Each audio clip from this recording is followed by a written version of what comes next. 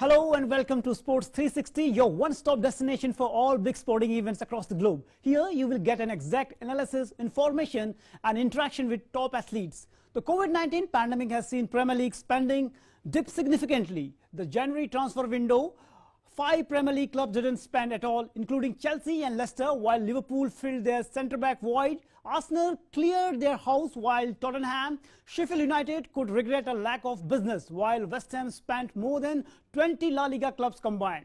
In this edition of Sports 360, we will take a look at the Premier League's winner and losers in the January transfer window. Postponement of Australia's scheduled tour of South Africa due to COVID-19 related health concern has secured New Zealand's qualification for the ICC Test Championship final. Now 3 teams, India, England and Australia, are in the race for the ICC World Test Championship finals in Lord's. Here we will take a look at the qualification scenario for each team. As bio-bubble life drags on, psychologists say athletes need even more support. Cricket's long tours away from home, family have often caused problems in the past, but in the restrictions of the quarantine and bubble life are posing extra difficulties. Union Sports Minister Kiren Rijiju inaugurated the new Fit India Mission office in Delhi. Rijiju says Fit India movement has become a truly people's movement as envisioned by the Prime Minister Narendra Modi. And apart from this, we also have our regular segments, Goal of the Week, Player of the Week and the Sporting Moments of the Week. But first up, the cover story we are tracking this week. Another January transfer window has come and gone, though blockbuster moves were few and far between, and there will be plenty of intriguing deals to pique the interest of supporters around the world. Sports 360 breaks down the winners and losers from the past month of transfer business. Premier League clubs have concluded all of their businesses for the season after the January transfer window came to close on Monday. In a season ravaged by the COVID-19 pandemic, top 5 sides limited their spending to £70 million, down from £230 million in the previous window, as football continues to deal with an ongoing crisis. Winners: West Ham.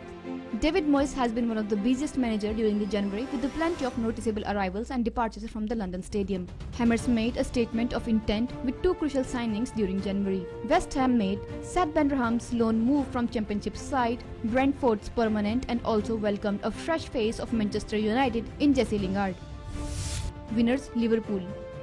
Jurgen Klopp has been dealing with an injury crisis at Liverpool since the early stage of the Premier League season. Virgil van Dijk and Joe Gomez suffered a long-term injuries earlier in the campaign and have a few more months on the sideline before returning, all but writing for their chances of a comeback this season. However, in dramatic fashion in the 11th hour, Liverpool bought 2 centre-backs to lighten the load on Joel Matip, Jordan Henderson and Fabinho at the back. The Reds signed Schalke's centre-back Ozan Kabak on the loan with an option to buy at the end of the season, and also welcomed Pritson centre-back Ben Davies in a £2 million deal. Winners: Arsenal. For Mikel Arteta, this window had a much greater focus on outgoings than bringing in new talent to the Emirates Stadium. After 7 seasons with the Gunners, midfielder Mesut Ozil waved goodbye to the capital in a long-awaited move to Turkish side Fener Heavens, and with him also vanished his £35 lakh per week wages, a huge positive for Arsenal. The club also managed to ship off out-of-favour centre-back Sokratis and Shordan Mustafi. It was all goodbye for the Gunners as they welcomed Martin Odegaard on the loan from Real Madrid until the end of the season. Losers: Tottenham. Unlike their North London rivals, Tottenham have been incredibly inactive during the January transfer window. They have not signed a single new player this month, and while Jose Mourinho may be satisfied with his current squad, there are some moves that really should have happened the other way. Dele Alli has been on the fringes of Mourinho's side, and a move to France would have seemingly benefited everyone involved.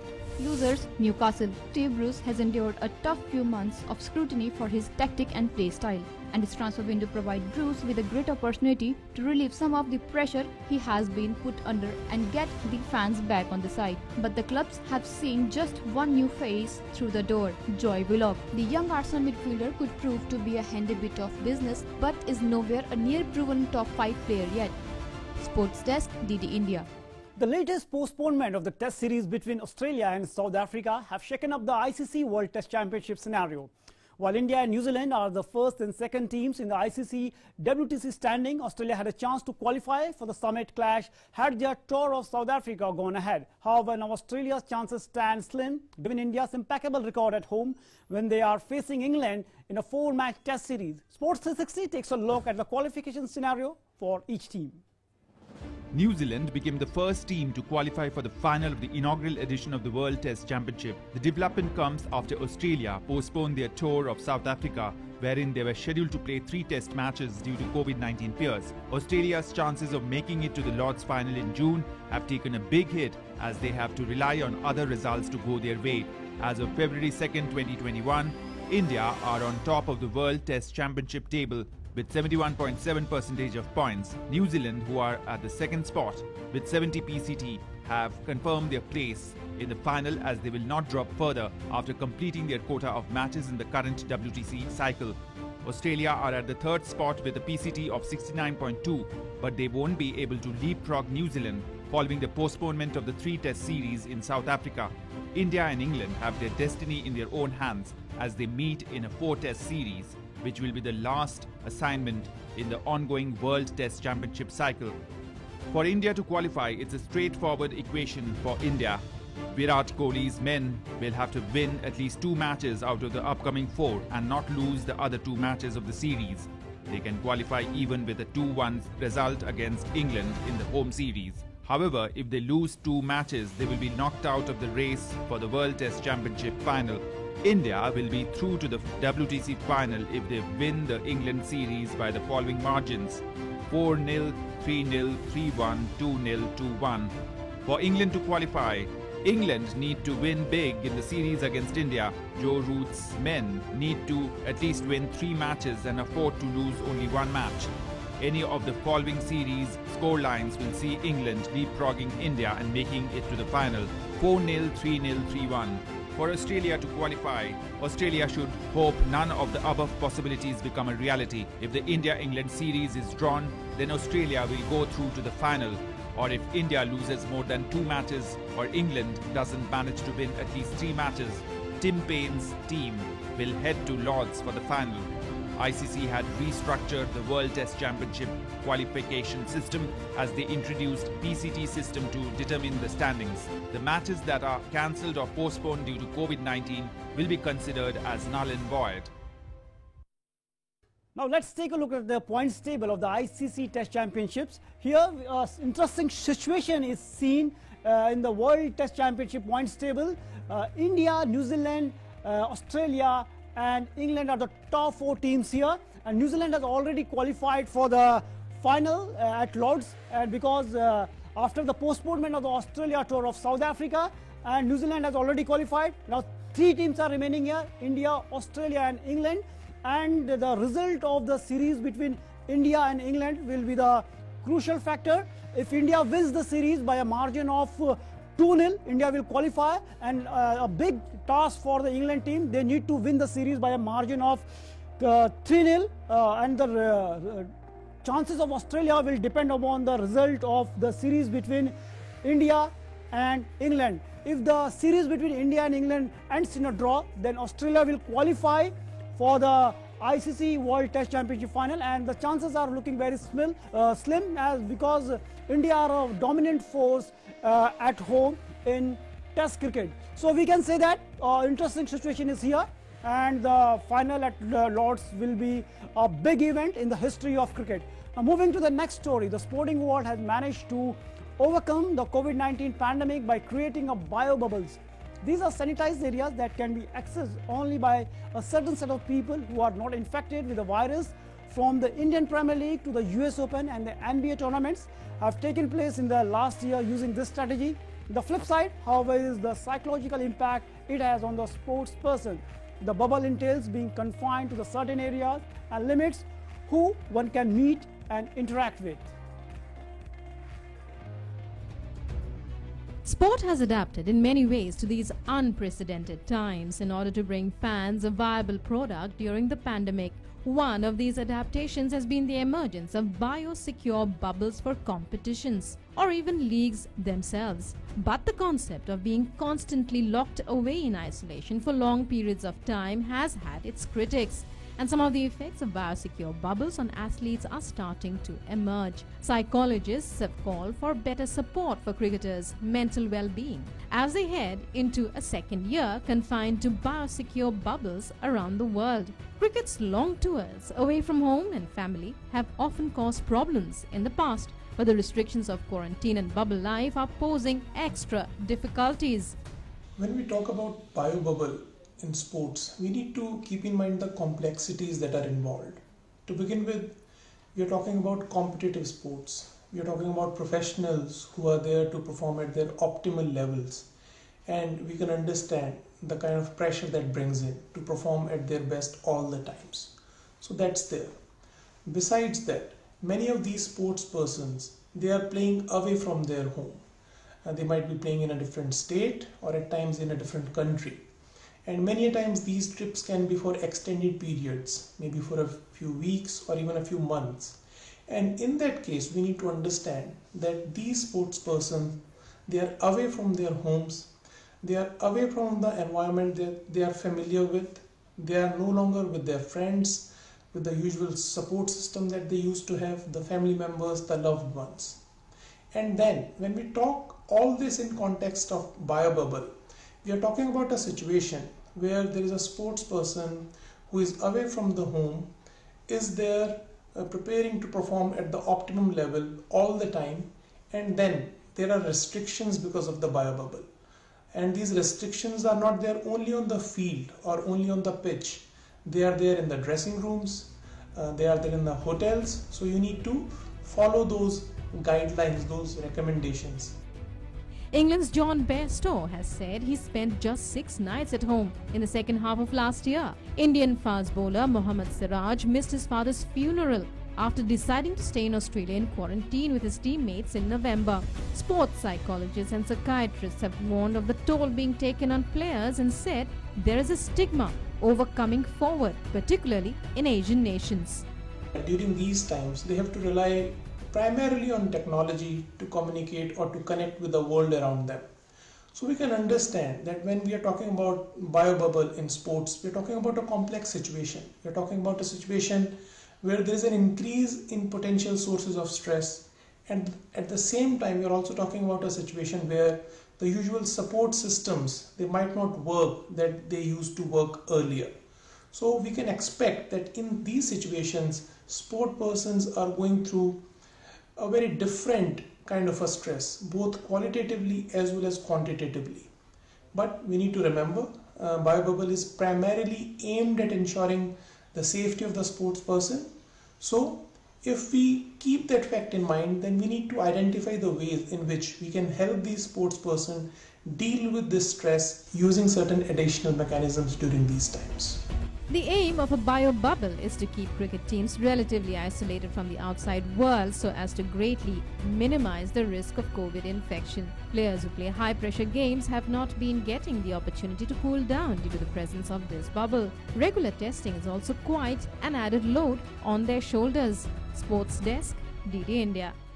Fit India has become a mass fitness movement across the country. Union Minister of State for Youth Affairs and Sports Kiren Rijiju inaugurated Fit India office in New Delhi. During the inauguration ceremony, he said Fit India movement is just playing the role of a catalyst. More in this report. The Fit India mission was launched by Honorable Prime Minister Narendra Modi on 29th August 2019, and in a short period of time, it has become a mass fitness movement across the country. Union Minister of Youth Affairs and Sports Kiren Rijiju on Friday 3rd inaugurated the new Fitness India Mission office in New Delhi. During the inauguration ceremony, he said, Fit India movement is just playing the role of catalyst and it has become a truly people's movement as envisioned by the Honorable Prime Minister. Bharat सरकार का कोई कार्यक्रम people's movement बना या लोगों ने adopt किया तो ये फिट इंडिया मूवमेंट है। इसको सचमुच में जन समर्थन और जन भागीदारी दोनों हम कह सकते हैं। Nearly 70 lakh NYKS and Ananas youth volunteer have been in the forefront of reaching out to people and not only helping them but also creating awareness about Fit India mission. Fit India's plan is to incorporate more villages. This year around 60 to 70 lakh youth affair volunteers take fitness to all. Sharing information on this year's sports budget, the sports minister said that in 2020-21 and 2022, he has got rupees 1,960.14 crore, which is 19.13% more than the previous budget. The ministry is helping every Olympic player to train according to his needs. Any player who wants to get trained in foreign country, they are provided. Any player or any federation require a particular coach at any particular rate, we provide fund. There's no pending of any kind of demand made by the athletes or the federation. Although 2020 may have gone to the corner, but in 2021, the player is ready to write a new prayer as Olympic Games are to be organized this year and Fit India will be able to make a big contribution to it. Sports Desk, DD India. And now it's time for the 20 updates from the sporting world. England captain Joe Root continues his terrific run of form with a double 100 against India in his 100th test. The turn at the Chepauk was his 20th in the longest format of the game, with 3 of those have come in the last 3 appearances. This is the first time in the history that a cricketer has scored century in his 98, 99 and 100 test match. The proposed 3-match test series between South Africa and Australia, a part of the ICC World Test Championship, has been postponed, with the Cricket Australia citing COVID-19 situation in South Africa as a deterrent reason. Up to 50% of the seats at the MH Chidambaram Stadium will be allowed to be filled with the spectators for the second test between India and England. The third and fourth tests in Ahmedabad will also have fans in stadium. ICC announced a 3-player shortlist of the Men's and Women's Player of the Month awards. Rishabh Pant makes the shortlist for his heroics with bat in Australia, and Joe Root finds himself in the mix with after series-winning efforts in Sri Lanka. Bangladesh left-handed opener Tamim Iqbal has now become the only cricketer in the world to have scored the most runs in all 3 formats, Test, ODI and T20s for a country. Playing in his 61st test for Bangladesh, Tamim has now scored 4,414 runs with 9 centuries. Ashok Dinda, one of the most consistent quick bowlers in country of the domestic cricket of India for the past 1.5 decades, brought down curtains on his career. Dinda, who has 420 first-class wickets in his bag, has also played 13 ODIs and 9 T20s for India, taking 12 and 17 wickets. Union Minister for Sports and Youth Affairs Kiren Rijiju inaugurated Fit India office in New Delhi. During the inauguration ceremony, he said Fit India movement is just playing the role of catalyst in Indian sports arena. Ajay Singh defeated Ashish Shalar in a high-profile contest to get re-elected as the President of Boxing Federation of India for a second term at the general election held in Gurugram. Badminton Asian Mixed Team Championship cancelled amid COVID-19 pandemic. Badminton Asia said the timing of the championship, which are not part of the Tokyo Olympic qualification process, was also a contributing factor for its decision.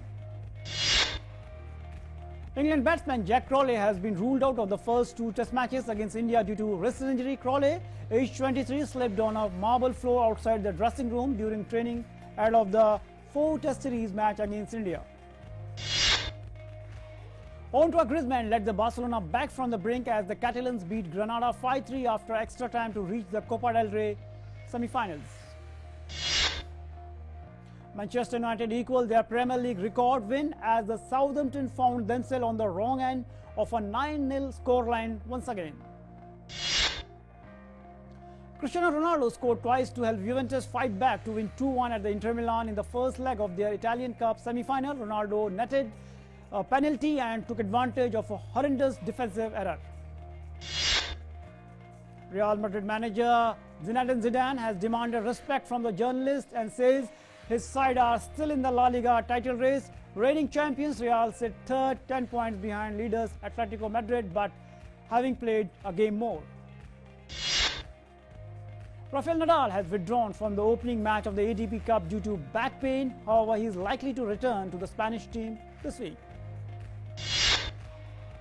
Olympic officials unveiled the first of many COVID-19 rules for the Tokyo Games, banning singing and chanting during the events, mandating participants to wear masks at all times except when eating, sleeping or outdoors. Britain's Laura Muir will not attempt to win a European indoor double for the third year running as she focuses on preparing for the Tokyo Olympics. The 27-year-old defended her 1500 meter and 3000 meter titles in Glasgow 2 years ago. Bayern Munich head to the Club World Cup with the 5 successive wins under their belt after Kingsley Coman's first half winner handed Bundesliga leaders a 1-0 victory at Hertha Berlin. The win leaves Bayern 10 points clear of the second place RB Leipzig. Britain's 200-meter champion Dina Asher-Smith picked up a second indoor victory over 60 meter in Germany. The 25-year-old clocked 7.12 seconds to finish ahead of the Switzerland's Agila Del Ponte. And in rugby's Six Nations, Scotland can fancy themselves for a first win at Twickenham since 1983 against an England side missing several leaders up front, says former British and Irish Lions winger Ugo Money. Antoine Griezmann scored 2 goals and provided 2 assists as Barcelona staged a stunning last-gasp comeback before beating runner-up final. Griezmann is Sports 360 Player of the Week.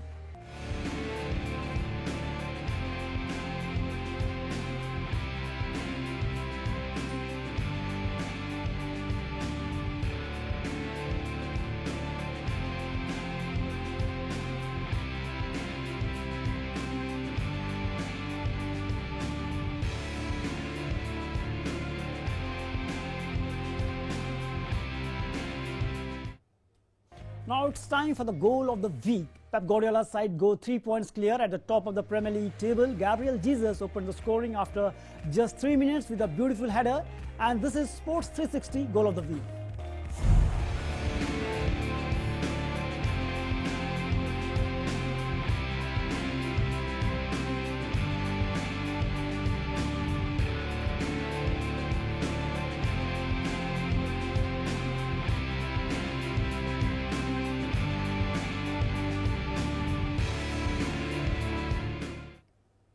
This week in 1980, Larry Holmes knocked out Lorenzo Zanon in a 6th round of her heavyweight boxing title. Known for his famous left jab, he was the WC heavyweight champion from 1978 to 1983. His 20 successful title defenses are the second only to Joe Louis. Joe Louis is 25, and in this segment, this week, that year.